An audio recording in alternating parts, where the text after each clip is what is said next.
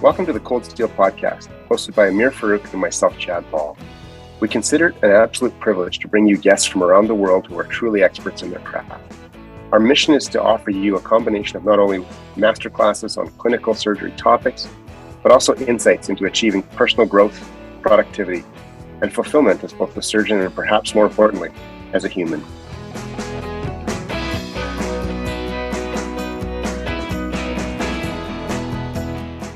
On this week's episode, we have the pleasure and privilege of speaking with Dr. Donna Kimmaliardjuk. Dr. Kimmaliardjuk is the first Inuk cardiac surgeon in Canada and has won numerous awards for her trailblazing work. We were lucky enough to catch up with her and ask her about her career and to get her thoughts on how we can make surgery a more inclusive profession, as well as how we might better serve our Indigenous patients. Be sure to check out the links in the show notes.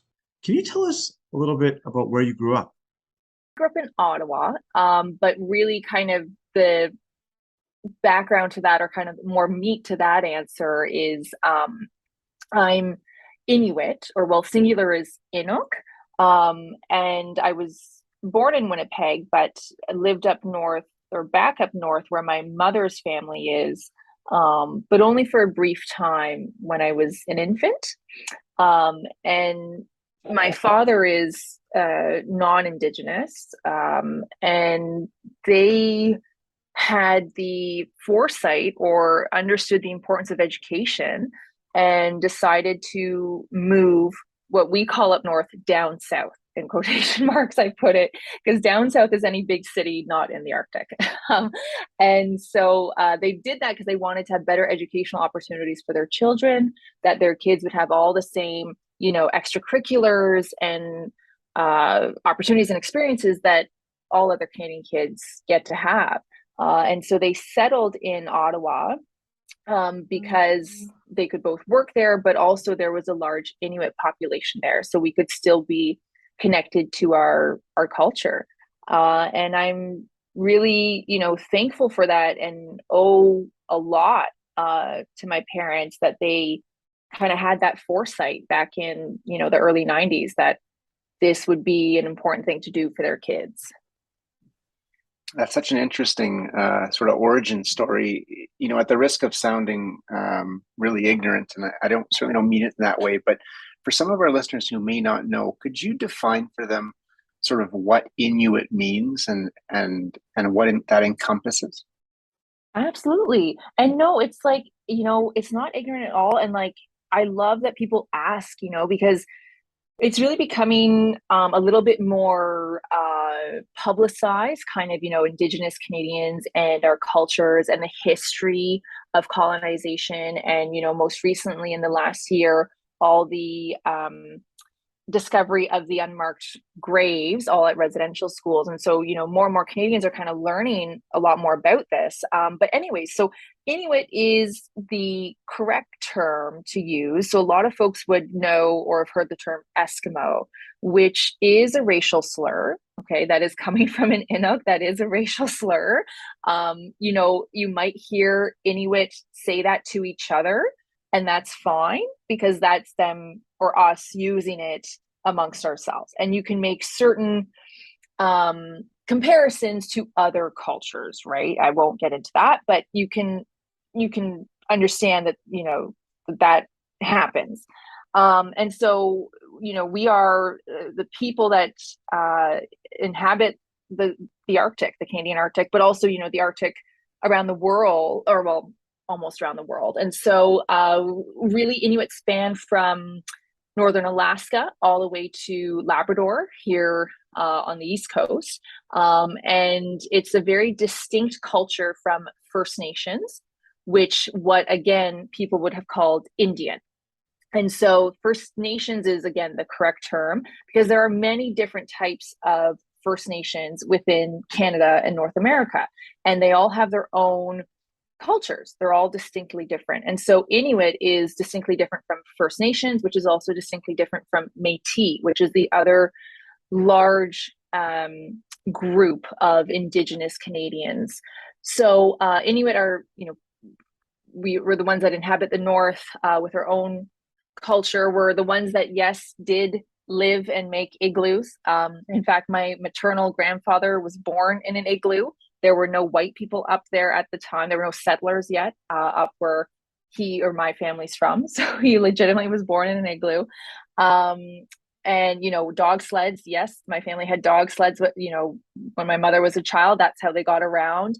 Then you could talk about like the, dog sled slaughter that the Canadian government did to colonize and kind of really force Inuit into communities, because we were historically a nomadic group of people that, followed animals basically throughout the seasons to hunt and survive. And so we are, originally from historically, from the north. There's a lot of Inuit, though, in major cities all across Canada.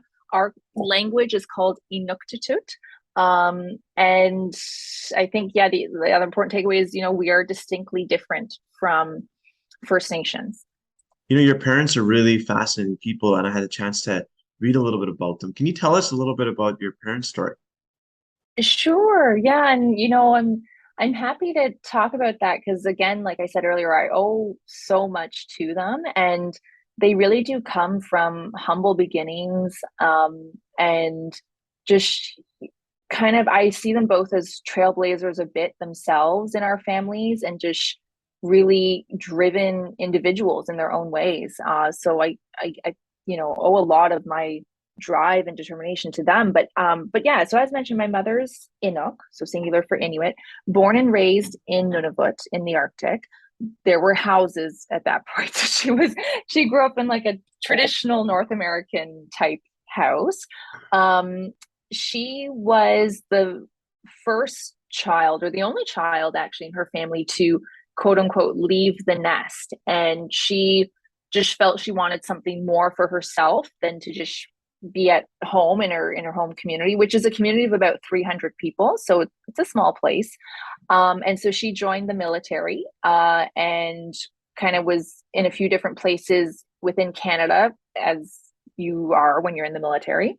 And that's where she met my father. And my father, his parents were Eastern European immigrants. They got displaced by the war. They settled in Toronto. And his father was really the inspiration for why I wanted to become a surgeon. So my paternal grandfather, who I never got to meet, died of amyotrophic lateral sclerosis when my father was 12.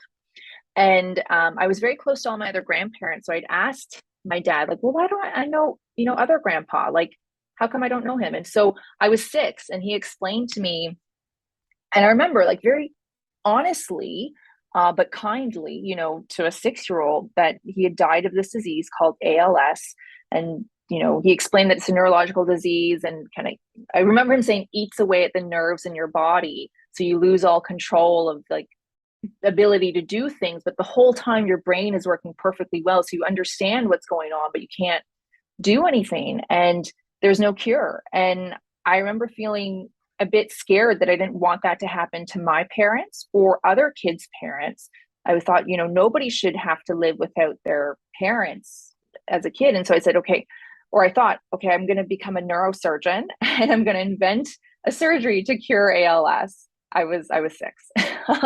But that literally was my motivation all throughout elementary and high school and even university to get into medicine. And I truly thought I'd want to do neurosurgery. And so he, was raised by my Oma. She was German, a single mom. She cleaned dishes at St. Mike's Hospital. They were on welfare in order to also support the family. And he then joined the military. That's where my parents met. He was the first to then pursue post-secondary education in his family, which he did when I was actually an infant. And so nobody in my family is in medicine. Like, nobody's a nurse, a doctor, a dentist, or a physiotherapist, pharmacist, and like anything that you could think to do with medicine. Nobody in my family has been involved with it at all. So I had no kind of exposure to any of that life or lifestyle growing up, but I just felt this call, like, if this sounds corny, but literally this calling within me that, like, this is what you should do, Donna. This is what you need to do to help people in the world, that you're going to do this. And I'm just super thankful that my parents were really supportive. I remember all they said when I told them that I want to be a nurse, and they said, okay, you're going to have to work really hard in school. I said, okay, sure. And I guess I did. So here I am now. Yeah, and our listeners should know that you went on to train in some very, very prestigious places, and we'll talk about that some more at length, I'm sure. What eventually made you switch from the heart to the brain, or sorry, from the brain to the heart, rather? What drew you into Yeah. cardiac surgery? Yeah. So, I went to the University of Calgary for medical school, and a couple things that drew me there. I really loved that it was a 3-year med school. So you're in school 12 months out of the year. And I don't remember his title, I think Dean of Admissions or Dean of the Undergraduate Medical Education. He said, when you're a pro athlete, you don't train hard for 8 months and then do nothing for 4 months and then come back in September and expect to be at the same level. You train 12 months out of the year. And that really stuck with me. I was like, yeah, that makes perfect sense. Like, that's how I want to learn medicine. And I just, like, in my gut, it felt right. Like, that's how I've made a lot of my decisions in my life, is like what feels right to me.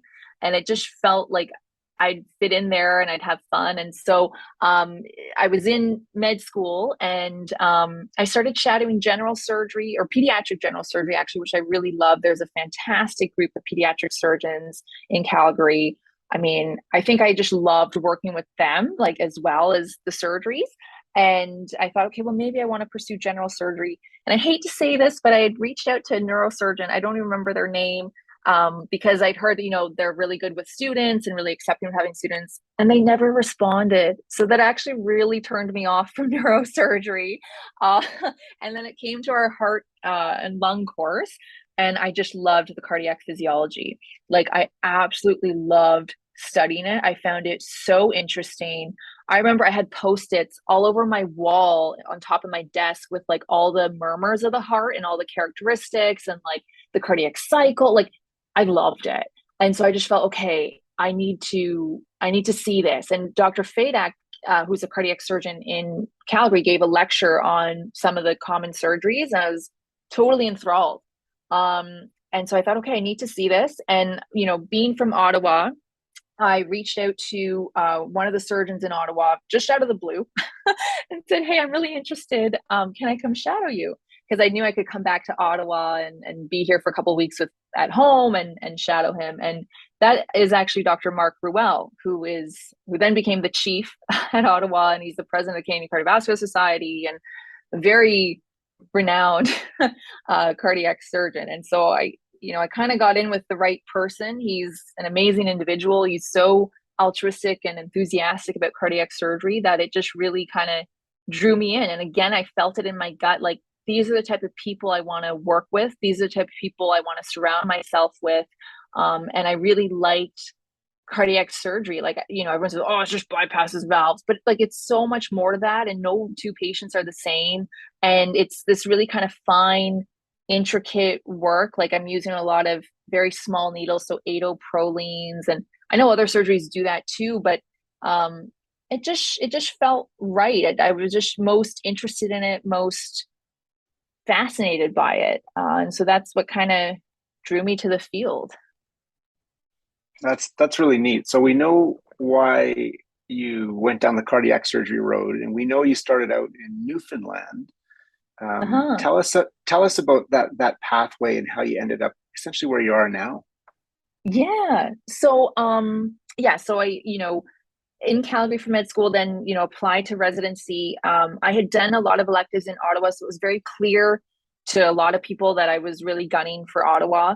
Again, I really liked the group there. I knew that they did all types of surgeries, that I'd be exposed to everything. And I was very fortunate to match to my top choice. So I did my residency there, which was great. And it was getting into the senior years, and it's pretty standard in cardiac surgery that everybody does a fellowship afterwards. And a lot of trainees actually do 2 fellowships. That's actually pretty standard. And so it was kind of the first time in my life that I didn't really know exactly where I wanted to go. Kind of all decisions beforehand, I knew where I wanted to go to university. I knew where I wanted to go to med school, kind of had an idea. And this time I was like, oh, I'm PGY 5, and it's a 6-year program. I was like, oh dear, I don't really know. And so chatted with a couple mentors, and I'm really thankful because both these guys really kind of believed in me. And one, I was thinking of potentially going to Belgium because that's where one of my mentors came from. And I mean, just his technical skill is unreal. Like I was like, holy moly, like I need to be like this. And then another one, he thought, Donna, you got to go to Cleveland Clinic. Like you will do well there. You're going to be able to learn this very specialized surgery that not many surgeons can offer. And that's going to add to your repertoire. That'll make you attractive, like as a hire. And I said, okay. And I actually felt a little intimidated applying to the Cleveland Clinic, right? It's the #1 heart center in North America. And actually they just published for the 28th year in a row, they're still #1. And so I remember thinking, geez, like, I don't know, like, am I good enough? Will they look at me and think, oh, Jesus, like she doesn't have enough research or she doesn't have enough of this or that or whatever. But I interviewed and I got accepted. And so I felt, okay, yeah, I got to go. And while I was there, I felt, I was like, I don't think I need to do another fellowship. I mean, you are exposed to literally every type of surgery in Cleveland. The volume is insane. There's so much opportunity to do, any type of surgery, that I felt, okay, I think I feel ready to now go into the real world and be a big girl and a staff surgeon. And so sorry, this is a very long answer, but I early on, I felt, I want to come back to Canada, and, considering maybe Ottawa, I didn't feel like it'd be the right fit for me for, certain reasons I won't get into. And so I started looking, I saw that Newfoundland was hiring, and I had never been here, never visited, never done anything out here, but I applied. And I interviewed, and I just got a great feeling from the cardiologists and the surgeons. And I was very fortunate they gave me a job offer shortly thereafter, and I took it. I think it's clear you would fit in any practice anywhere in the world, and be a huge added bonus to that practice, and an absolutely wonderful person to have. But you have spoken on a number of occasions about being warned about not being the typical surgical sort of personality, the typical mold origin, so to speak. Can you talk to us a little bit about how you process those comments and what that's meant to you? Yeah. Yeah. And so these were, comments or kind of feedback that I got when I was a resident, transitioning kind of from the junior role to more senior role.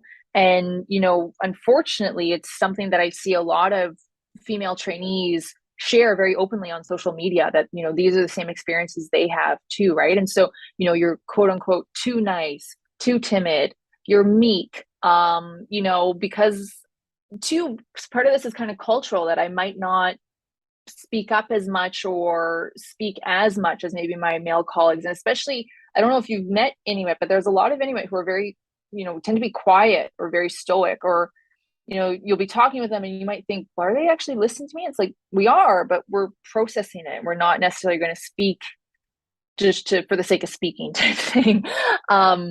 And so these are things that I just don't think cardiac surgery has been necessarily used to, especially, I mean, I was only the second female trainee ever to go through the program in Ottawa, and there's no female staff there. I mean, I think it's maybe 12% now of all staff cardiac surgeons in Canada are female, like 12%. So, it's just not something, I'm just not the typical male trainee perhaps that they get, who might be a little bit more outspoken or a little bit more, I don't want to say aggressive, but like outgoing and going after what they want. Like, for example, talking with one of my female colleagues in training, we were very similar. We would never ask, hey, can I do this in the case? Or, hey, I want to do this distal, or I want to do this whole surgery. Like, that just wasn't our style. But I'd have male colleagues who would be very open, asking, well, I want to do this, or can I do that? Which is fine, which cardiac surgery, they very much respond to that. But because I wasn't like that, I think it was felt by some people, well, does she really know what's going on? Does she know what to do? can she be a leader in the OR? Which I understand where they're coming from, but I think I just had to prove myself a little bit, that I did know what I was doing, that I, felt confident, I understood the steps. And that, was in various forms. I remember I worked with a couple retired surgeons in after hours, and I would go practice parts of surgery so that when I came to the OR, I knew my stuff. Like I was ready to go. Like I just wanted to have no doubt in anybody's mind. And two, something I knew that I brought to the table that was very strong was my communication skills and patient relationships. And that began to really shine through once you start kind of rounding on patients by yourself and like managing them yourself as you get more senior. I think that instilled a lot of confidence in a lot of surgeons saying, okay, like, she's working her butt off. Patients are liking her. She's doing well managing them. Let's give her some opportunity. And I really clicked with the surgeon who became my closest mentor. So I worked a lot with him, and having that consistency in training and somebody who kind of really commits to training you, just accelerated my skills that much more. So I understood where they were coming from. I, took it to heart and really wanted to digest what they were saying, even though I kind of felt that they were wrong. But, these are senior surgeons and they're the people training you. So, you think, okay, gosh, maybe they must know something that I don't. But I took it to make myself as good as I could be, as strong as I could be. And really just finally, once I got that confidence, just embraced being myself. And as I had that mentor who really saw how I was growing and developing, he then became a very strong advocate for me, right? With other surgeons saying, no, like, she can do it. She's got the hands, or whatever it may be. So, it was a bit challenging, but I think that's good. That makes you grow and that makes you reflect and, adjust or tweak things as needed. Dr. Kimmaliardjuk, you wear a lot of mantles, a lot of crowns on your shoulders and on your head.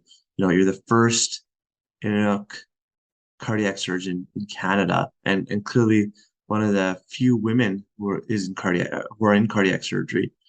How do we make the House of Surgery, inclusive so that more people can do what you've done? I mean, you're clearly a star, but it hasn't been, what you're describing makes it clear that this hasn't been an easy process. This hasn't been an easy journey. What do we do in surgery to make this our culture such that, someone like you doesn't come in and say, I'm not the typical person. Like there needs to be, in my mind, role models or space for all sorts of people. Like, not all leadership styles or not all personalities do things the same way. And we need more of that. And especially to make it possible for such talented people like you to come in. So what do you think? Like, how can we make surgery better?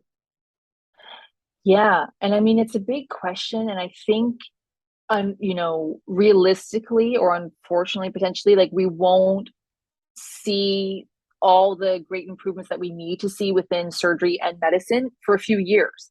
Because I think it really starts with like looking back to like university and med school. Like, how do we get young, intelligent, driven, motivated, interested people pursuing medicine in the first place, right? Like there's potentially young people who are or were like me or are like me who didn't have any of that exposure, right? So what you're not exposed to, you don't necessarily know that you can do or think about it. And so I think it even starts back at that stage. And then, within getting into med school, it's great. We're seeing like a lot of classes are split evenly, or there's even more women now than men in med school.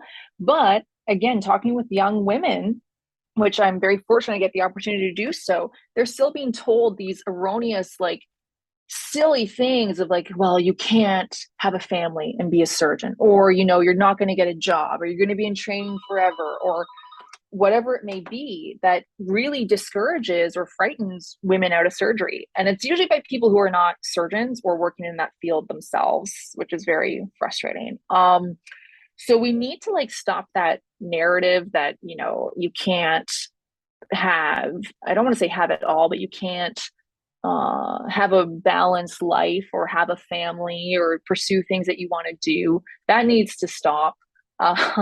We need to support our women in surgery, like having senior colleagues who understand that women and or other minorities or what have you might or are different than the typical white cis male trainee that comes through the program. And that's not a bad thing. It doesn't mean you're any weaker or less competent. You need, and I think too, it's important that we have like allies or, folks who, my mentor who then became a strong ally and advocate for me. It's so multifaceted. Like, it really has to come from within current surgeons though, because leadership is really going to reflect then attitude, and like that will trickle down, right? So I think you have to have programs, whether it be program directors, chiefs, whatever, who get it and who advocate and promote this like inclusive environment. That's kind of a vague answer, I think, but I do think that's true. It's a huge question, and it's not a question that's easy to answer. One of the things I've seen that you've talked about is simply just having more role models. Like, how important do you think it is just to have the representation? Is that, should we just be actively recruiting from underrepresented minorities and populations? Do you think that is going to be an important part? I do. And like, a lot of med schools, I think are trying to do that, for example, with Indigenous Canadians, right? And even when I went through med school, which was only 10 years ago, so, but there were some initiatives then. And so I do think that's so important, because then you have representation from these communities. These individuals may go back to their home communities to practice medicine, but they can also be advocates for their communities in medicine, and then, be those role models for young people. So I think that's hugely beneficial and impactful. And just to quickly mention, a few years ago, the Truth and Reconciliation Commission came out with a whole bunch of like recommendations, and that was one of them, that we should see higher numbers of Indigenous physicians, nurses, and people in healthcare, and to have these people in these positions of leadership and quote unquote like role model positions, so young people, so it can kind of pave the way for young Indigenous people to say, well, hey, I can do that too. So I think there are some efforts being made to try to quote unquote recruit, or at least like motivate or entice young Indigenous folks. But I think that's really what I mean by, we're going to see these efforts kind of pay off in years to come, because that'll take years for all these young people to go through med school or undergrad and training and that type of thing.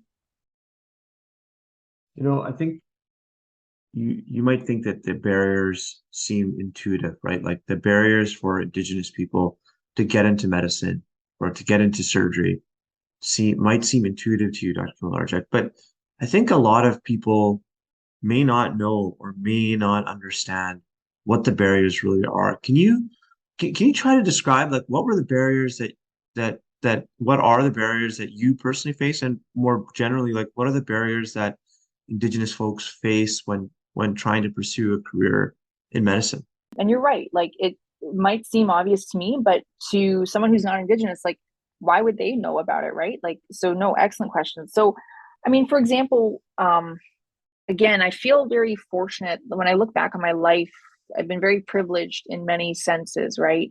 So I'm very fortunate that my parents tried to facilitate as much as they could for me to pursue my dreams, because they knew it was always my dream to become a doctor.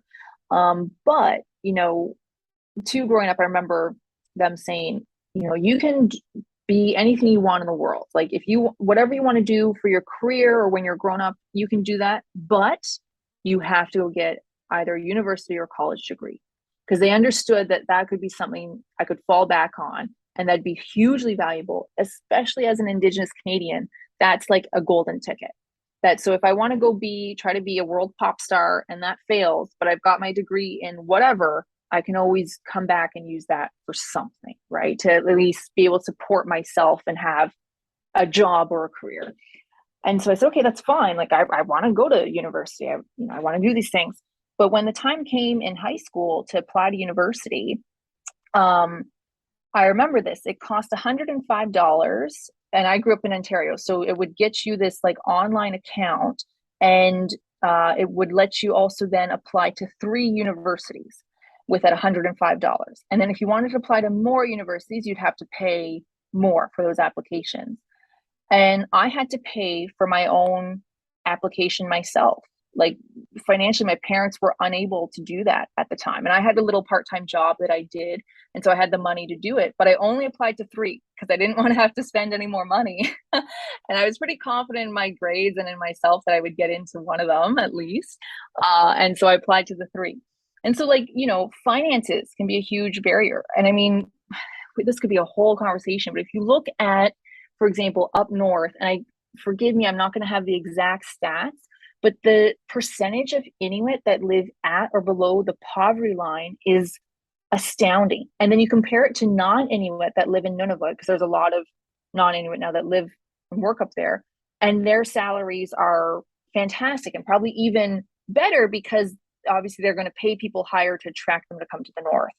So, even just things like applying to university or then applying to med school, that was expensive. Now, thankfully, my father was in a he was able to support me and help me and, facilitate that. That's great. But like, if I didn't have the money, how could I even do that? There's 2 then, if you're coming, so I grew up in Ottawa, I grew up in a big city. So I didn't really experience culture shock going to university or med school because this is kind of the culture I grew up in.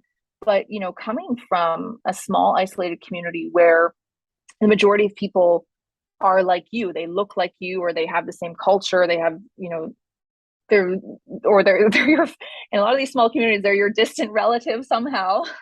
And then you go to this big city where, you don't know anybody, the culture is completely different. The language could be, well, I mean, nowadays, most young Inuit, are very fluent in English, right? But back then, maybe they weren't as fluent in English. And so a huge culture shock to get over, and that you're thousands of kilometers away from your family, from your support system.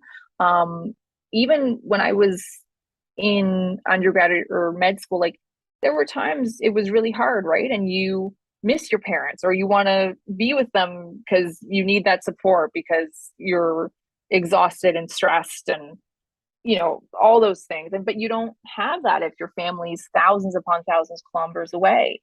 And even just the finances of getting home to visit or getting down to med school. I mean, like round trip flights to go to Nunavut are thousands upon thousands of dollars. Like I can go to Europe first class cheaper than I can go back home. So, finance can be a big barrier. I mean, I don't want to get into all that, but if you look at other social determinants of health, like the housing up north is really, really, I'm just going to say it, terrible. There's so much overcrowding. There's mold. There's still like tuberculosis is still a problem up there. Like, so when you're trying to just manage basic human needs to live safely and comfortably, it can be hard to then try to push further beyond that. And I don't want to sound like demeaning or patient, because that's not the case for everybody, right? But like if those are such a major like problem, like how do you expect to then focus on like, oh well, I got to get an A+ in calculus? Like it's just not realistic, right? And then you look at then that brings up the history of like residential schools. That was basically, I'm going to simplify this a lot for people who don't know that history, but basically, lack of a better word, boarding schools, but they, in some cases, stole your children from you. My mother went to residential school, and so they were in these schools where they were completely abused in every which way by the teachers, who were Catholic priests and nuns. And so then you have your parents or grandparents who went through residential school. That causes a lot of trauma and grief and difficulties for the people who went through all that abuse. And then it creates what we call, or what is called, intergenerational trauma. And so then when people want to stereotype us as drunks or drug addicts or whatever, well, there's a reason for that behavior or that those problems in some people, because they've experienced, unfortunately, some very terrible things that nobody should experience. And then that leads to, whether it be abuse towards their children or neglect of their children, or, again, I'm oversimplifying and overgeneralizing because that's definitely not the case for everybody. I don't want people taking that as a take home, but these are just so many things that can compound someone's, like, a young person's life and like what they have to deal with, on top of then trying to think of, oh, well, I better do really well in school, and I better do all my extracurriculars and my volunteer work and all this, so I have a great application for university. Like, you can very easily understand why that might not be the case for some people. So I hope that answers your question. Yeah, that's a really important answer, to be honest. Just to take it sort of back up to 30,000 feet, for those of us that do trauma care, it's clear that, trauma outcomes from major injury or polytrauma differ tremendously across Canada and across different geographies, essentially based on travel distance to a level 1 trauma center. You were a co-author in a CMAJ paper that showed very clearly a significant increase in the odds of mortality and morbidity after surgery in Nunavut. I'm curious, when you did that work at Ottawa, how you framed it, what came out of it, and maybe you could inform our listeners about that absolutely tremendous paper. Yeah. So, I can't take credit for having that idea to pursue this paper, but I'm really fortunate to have been involved.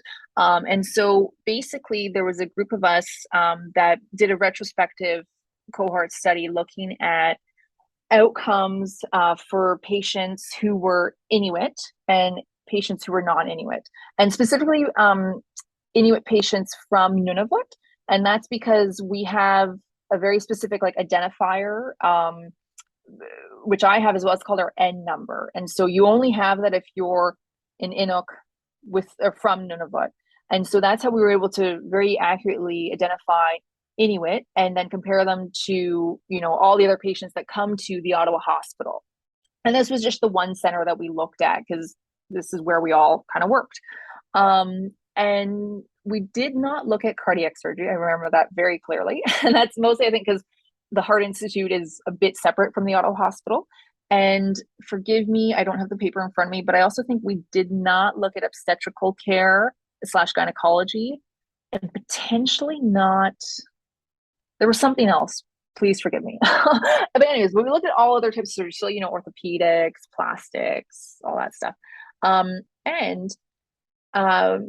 What was, I think, really important about this paper is this was the first published paper looking at only surgical outcomes for only Inuit, because other papers have looked at, pan-Indigenous Canadians. So that includes Métis, First Nations, Inuit, and then it can become very difficult to pinpoint, where are these patients actually coming from, or, geographically or culturally.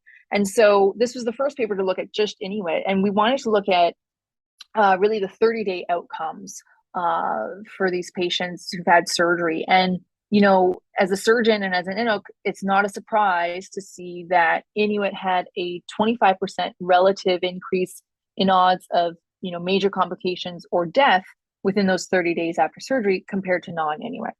And so why that, is not surprising. And two, even living in Newfoundland, I can see now, this is not surprising because geographically, I treat patients up in Labrador. And so if they need cardiac surgery or they need trauma surgery or what have you, just the time delay in getting someone transferred from thousands of kilometers away down to the hospital, that adds time.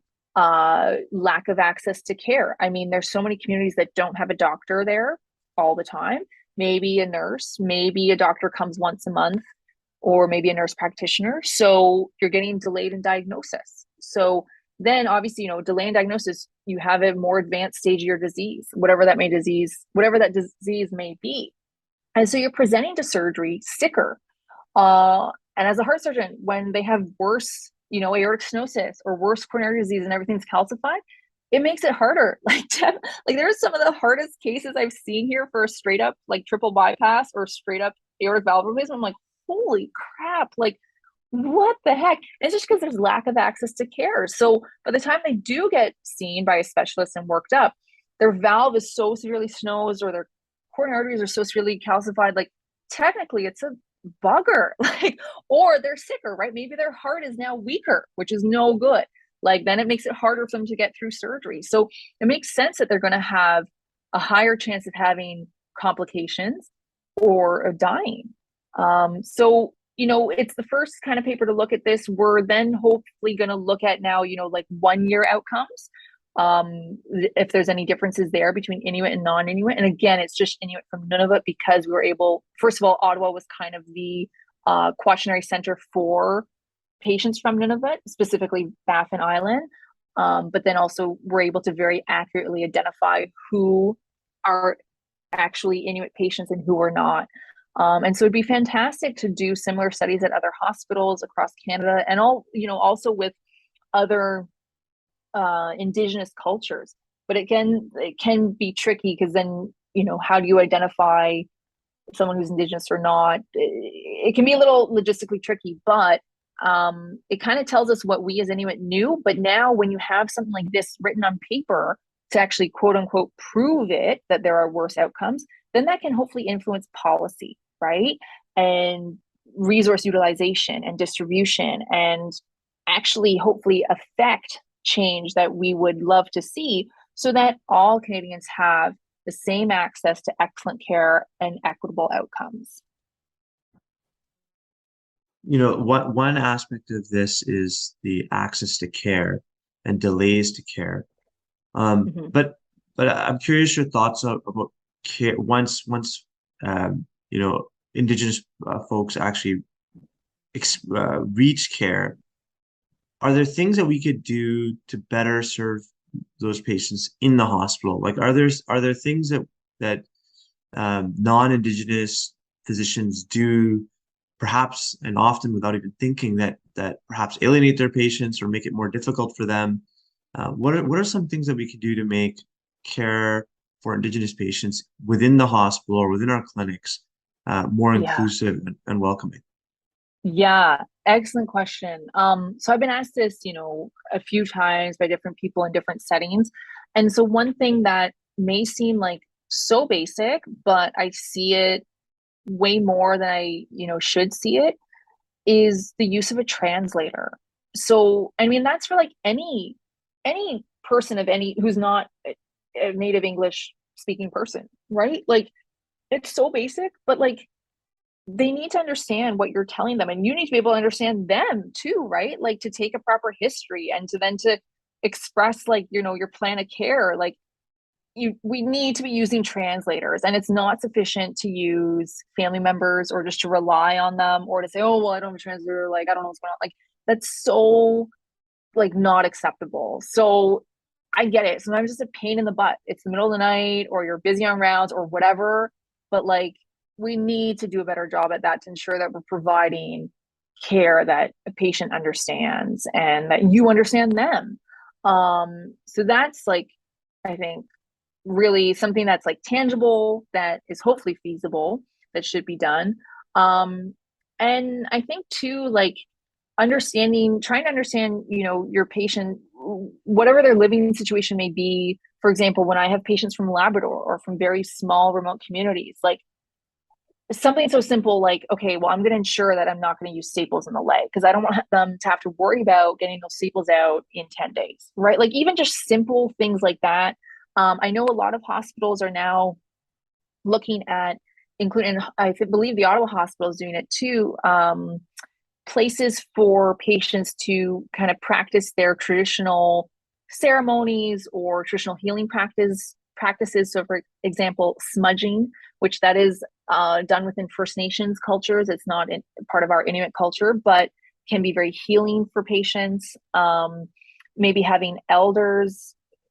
I can't remember if that's what Ottawa's doing, but elders are very, respected to an Inuit culture and can be a great source of healing, like spiritually, mentally, emotionally, as you're going through your illness in hospital.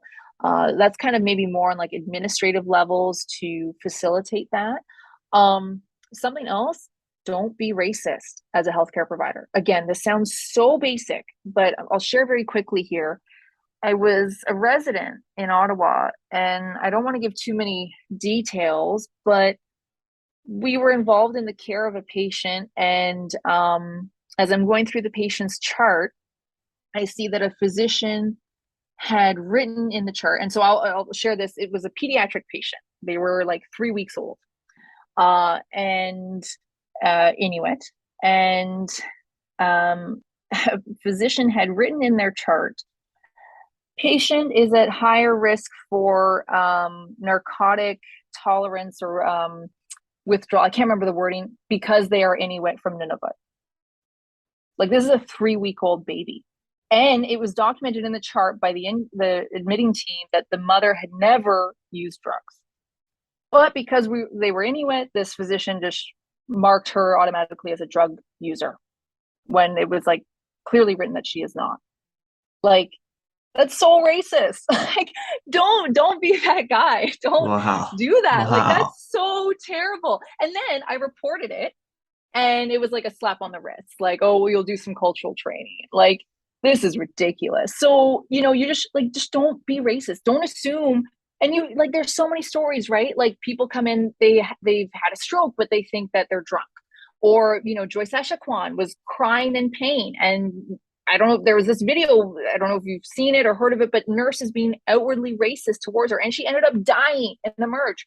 Brian Sinclair waited like 3 days on a stretcher in Emerge in Winnipeg and died in Emerge, another Indigenous person. Like, just don't be racist. I know that's easier said than done, maybe for some people, but like, at the end of the day, you signed on to be a healthcare provider to treat all people. Like, if you're not okay treating all people, and that could be the same for any minority, whether it be, LGBTQ plus patients or another minority, cultural minority patient here in Canada. Like, if you're not okay with that, then get out. Like, or give them, like, you can hear I'm getting worked up. Like, it's ridiculous. So those would be very tangible, basic things to start with. And then, like, this type of thing, like, ask questions, like, go learn, go read it. It's actually cool that Newfoundland like forces all physicians, when they're renewing their license, that we had to do this online module where we learned about the history of Indigenous cultures that were here in Newfoundland and Labrador before colonization, and kind of the effects of colonization, and kind of what those cultures are now and what their practices might include. Like, that's super awesome that Newfoundland does that it's at least something for people who are not Indigenous to learn about Indigenous people, Indigenous cultures here, and kind of how that might relate to their health and certain health outcomes, or like attitudes toward health. Like, those would be really amazing. But let's just start with like not being a racist and use a translator. We try and end every podcast, as you probably know, with a sort of a standard question. It's always really interesting what our guests have to say. But that question really simply is, if you were able to go back to your younger self, whether that's starting training or starting your job or starting residency or whatever that is at some point in time, give yourself some advice. What would that advice be, and what time would that have been? Yeah, I've been thinking about this because, like, if I'm going to be honest with you, and I don't want this to come out as like cocky or I don't know, and it's probably bizarre, but I honestly don't know what advice I would give myself. And I wouldn't really, when I've been asked questions about this, I would just say, oh, just keep doing what you're doing. Like, but honestly, I don't know. I've always just felt pretty driven, fairly like secure. I don't want to say too confident, because I mean, I'm not the best. I'm not trying to be like that, but like, secure in myself that, I'm going to get there. The training program is set the way that it is because that's going to make, you're going to be able to be a surgeon at the end of that. Like, you're going to be able to do this and that. Like, I felt pretty secure. And, I'm not saying every decision I've made is like the best decision, but, it takes you down a path that I think you're meant to be on. And that sounds maybe a little spiritual, but I kind of believe that. So this might be a weird answer, but I don't really have any advice. And I don't want to sound cocky, but I'm happy with the decisions I've made. And again, maybe it wasn't the best, or maybe I could have made another one, and that's fair. But the path I've taken has been that path for a reason, to shape me into the person that I am today, and to give me the experiences that, make me stronger, better, nicer, smarter, whatever. So that'd be my answer.